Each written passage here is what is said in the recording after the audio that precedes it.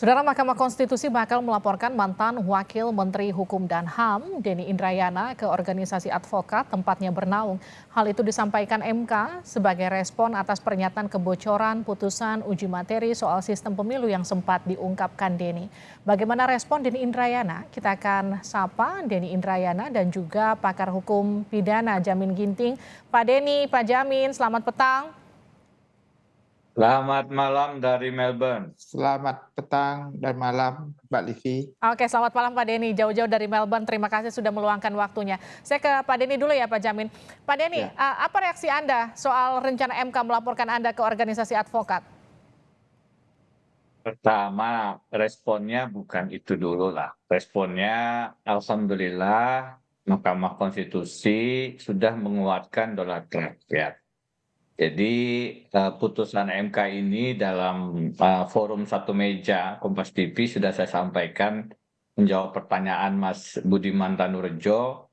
Saya justru berharap informasi yang saya dapat itu berubah dan MK tidak jadi memutuskan sistem tertutup. Mhm. Nah, itu dulu. Jadi hari Oke. ini MK menguatkan dolar rakyat karena kita tahu 80% menurut survei indikator rakyat ingin sistem proporsional terbuka. 8 partai dari 9 yang ada di DPR juga mendorong sistem proporsional terbuka. Mhm. Itulah yang kami advokasi karena kami sendiri juga ingin tidak ada pengubahan dari sistem tertutup. Oke.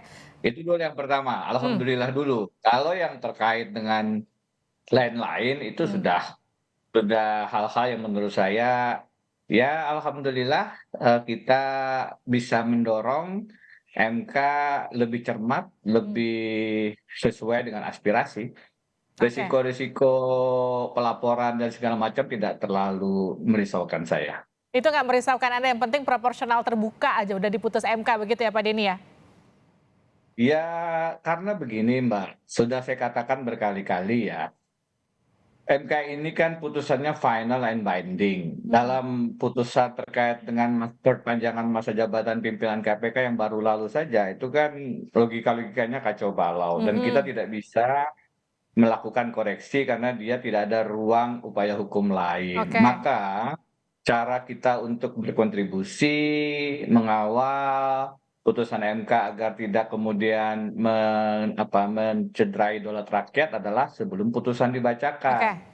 Mas Denny, ini ternyata tadi dikatakan dalam pengantarnya narasinya meleset. Hmm. Itu kan kalau logikanya putusan MK-nya tidak sudah diputuskan kemudian tidak ada perubahan. Ya.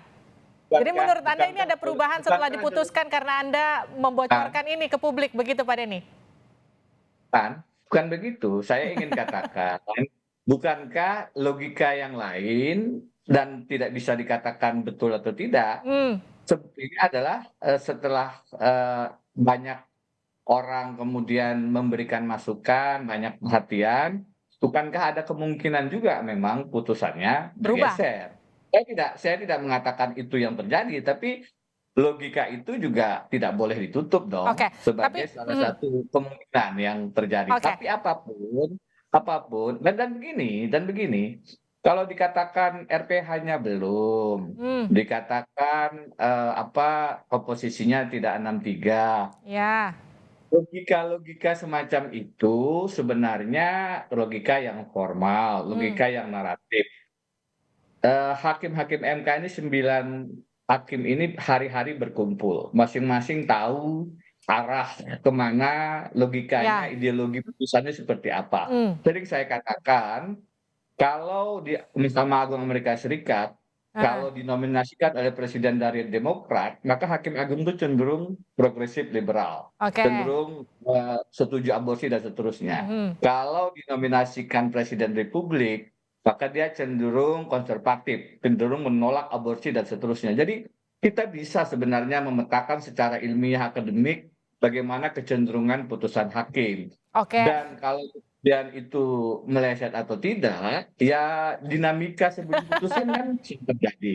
Jadi Jadi apapun putusannya, hari ini saya bersyukur hmm. karena memang sesuai harapan saya, MK tidak memutuskan sistem proporsional tertutup, Ya. tetap menguatkan sistem proporsional terbuka, Mhm. karena itu sebenarnya open legal policy, dan saya khawatir kalau tertutup justru membuka ruang gridlock, deadlock, buntu, karena DPR menolak sehingga pemilu bisa tertunda. Oke. Karena itu putusan hari ini yang menguatkan sistem proporsional terbuka Mhm. adalah putusan yang harus kita syukuri. Persoalan-persoalan lain itu sampingan yang mudah-mudahan hanya riak-riak yang ya namanya demokrasi pasti. Tapi riak-riak yang kemudian dilemparkan oleh Anda, orang yang tidak biasa, mantan Wamenkumham, yang kemudian menginformasikan bahwa itu informasinya A1, sampai kemudian ada Saya ralat, tanggapan. saya ralat. Hmm, Anda tidak mendengarkan apa yang saya sampaikan. hmm, Pilihan kata saya itu sudah sangat harusnya diksinya diperhatikan. hmm. Satu, saya mengatakan mendapatkan informasi. Yes, Teman-teman masih menggunakan istilah bocoran. bocoran. Saya tidak mengatakan mendapatkan bocoran. Dua, saya katakan MK akan memutuskan. Hmm, Memang belum ada keputusan. oke. Sehingga tadi dikatakan ini kan belum RPH. Hmm, Memang belum. Sehingga bisa berubah. Yang ketiga, Anda mengatakan istilah A1. A1 itu informasi rahasia intelijen. Saya hmm. sengaja tidak menggunakan istilah itu. Itu secara sadar saya tidak menggunakan istilah itu. Itu istilah yang ditweet oleh Prof. Mahfud. Oke, Dan saya menggunakan istilah dari informasi yang kredibel. oke. Setelah saya jelaskan, bertelepon ke Prof. Mahfud, setelah saya jelaskan, kami berkomunikasi Mhm, agak lama. Menjelang acara satu mejanya dengan Mas Budiman, BDM, mhm. oh maaf, paham. Oh, berarti tidak ada kebocoran rahasia negara. Jadi Nah, bagaimana Pak Mahfud? Ya sudah, santai-santai aja dulu. oke. Jadi poinnya, kalau kemudian di publik dibahasakan sebagai bocoran, Mhm, satu, saya tidak bisa melarang orang membahasakan dengan pilihan diksinya masing-masing. oke. Tapi pilihan diksi saya jelas, saya mengatakan informasi yang kredibel, MK akan dan belum memutuskan, Hmm, serta ini adalah pilihan yang sadar saya lakukan untuk mengawal agar MK pada saat memutuskan mudah-mudahan sejalan dengan sistem proporsional oke. terbuka. Itulah itu yang terjadi. Baik, saya ini lemparkan ke Pak Jamin. Pak Jamin, kalau menurut Anda langkah MK untuk melaporkan Denny Indrayana seperti apa Pak Jamin? Karena kan sudah terbukti ini bukan rahasia negara yang bocor. Lalu kemudian apa yang dilaporkan MK? Ya, terkait dengan ini kan terkait dengan status dari Prof. Denny ini sebagai pengacara juga kan. Jadi sebagai lawyer, dia bernaung di bawah pradi yang mana? Karena kita tahu juga di Indonesia ini pradi ada 3 ya, Saya yang KAI, masing-masing. nggak Oh, gitu. KAI. Saya Kongres Oh, bukan Advokat pradi ya? Indonesia. Ke KAI. Nah, nanti laporan ke KAI inilah yang akan dibicarakan oleh Dewan Kehormatan di KAI. Apakah menyalahi ketentuan kode etik advokat, karena kan setiap advokat di Indonesia itu kan mengacu kepada undang-undang advokat. Di pasal 6 undang-undang advokat itu mengatur tentang tata cara ataupun tindakan advokat yang bisa dimintakan pertanggungjawaban, ya, mulai dari teguran tertulis sampai nanti bisa juga pemberhentian secara tidak hormat gitu ya. Nah, konsekuensinya apa? Ya paling Pak Prof. Endriana ini dicabut izinnya oleh asosiasi yang mewadahinya seperti itu.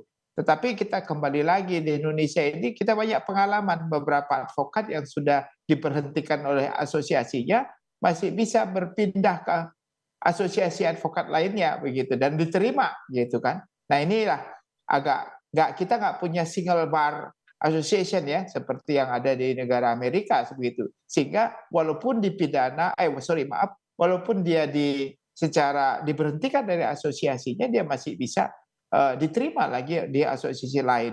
Inilah itu yang diharapkan oleh MK saya kira terlalu terlalu kecil lah ya kalau terkait dengan mencabut izin advokat seperti itu. Ya mungkin kalau justru kekhawatirannya Bang Indra, Prof. Denny ini adalah laporan polisi, tapi kelihatannya tadi santai-santai juga begitu. Jadi kalau laporan polisi itu kan secara konfres kita lihat sudah sangat berpengaruh ya terhadap apa yang dilakukan Prof. Denny ini. Nah, saya kira MK ini tujuannya kalau ditanya Mbak Livi tadi apa? Ya, menjaga marwahnya aja. bahwasannya kok kamu sudah digitukan, kenapa nggak melakukan laporan? Dengan adanya laporan ini setidaknya ada suatu menjaga wibawanya dia melaporkan ini begitu. Tapi juga kenapa nggak dilaporin dari ketika Prof Denny ini menginformasikan itu ya? Kenapa baru Boleh nunggu saya putusan komentari? MK baru dilaporkan?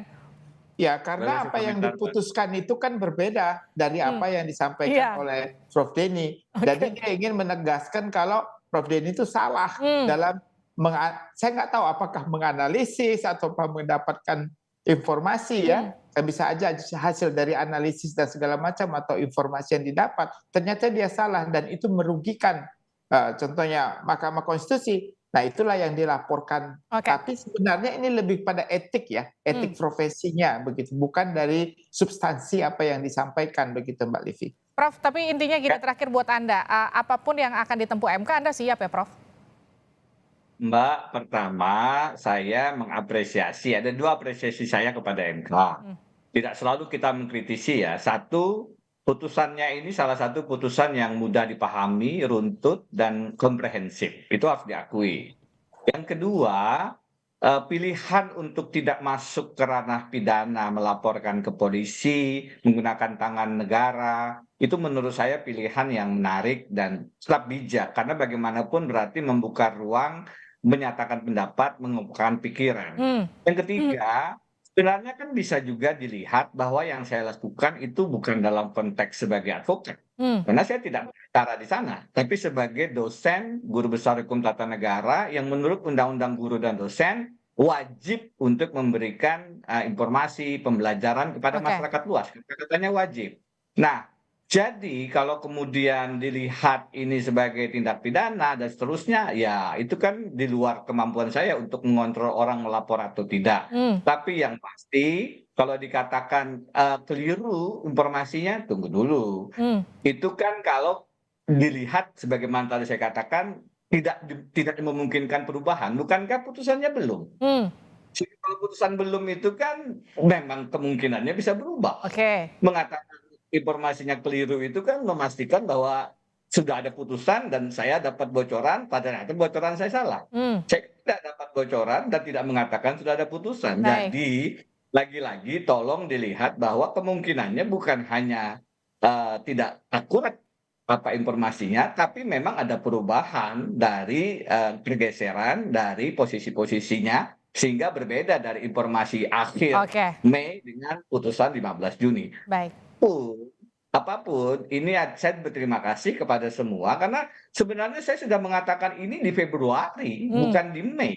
Saya mengatakan MK akan memutus tertutup itu sudah lama, tapi tidak diributkan, tidak seramai di bulan akhir Mei. Di hmm. Februari saya katakan, saya mendapatkan informasi menaruhi suatu pimpinan lembaga negara, Oke. saya sampaikan juga di acara satu meja, dan waktu itu tidak ramai, tidak ada viral semacam ini. Mhm, Pada saat viral, saya berterima kasih justru. baik. Kenapa berterima kasih? Pada rekan-rekan media yang mengangkat isu ini sehingga menjadi hangat, menjadi perhatian kepada rekan-rekan partai yang menjadi perhatian Mhm, kepada semuanya, sehingga kontrol pengawasan terhadap MK menjadi menurut saya ini adalah advokasi publik, kontrol publik yang menghadirkan putusan yang akhirnya sejalan dengan baik. aspirasi kita. Kontrol publik ini penting. Terakhir, Mbak. Kenapa kontrol publik ini penting? Saya katakan, kalau dalam sistem peradilan yang ideal, memang kontrol publik itu sebaiknya lebih sedikit. Oke. Tetapi dalam sistem hukum kita yang saat ini saat kita bicara, di Mahkamah Agung masih ada mafia hukum yang sedang berproses di KPK dugaan korupsinya. Di MK kita punya catatan ketua dan hakimnya juga pernah terkait tindak pidana korupsi. Dalam suasana hukum yang masih rentan dengan transaksi perkara, maka kontrol publik adalah salah satu jaring pengaman Baik. agar peradilan kita karena diawasi oleh masyarakat secara baik, secara maksudnya untuk menghadirkan keadilan, itulah yang harus dipandang sebagai Oke. kontribusi kalau MK mengatakan meaningful participation, partisipasi publik yang bermakna. Jadi ini salah satu contoh konkretnya. Bagaimana kita justru memberikan masukan, kalau hanya menyatakan pendapat, Mbak, Oke. kalau hanya memberikan informasi, itu kemudian dipidanakan, alangkah kita ini mundur jauh sekali dari kebebasan cara dan berpendapat. Oke, terima kasih Pak Denny Indrayana, terima kasih juga Pak Jamin Ginting telah bergabung bersama kami di Sapa Indonesia Malam. Terima kasih, Prof.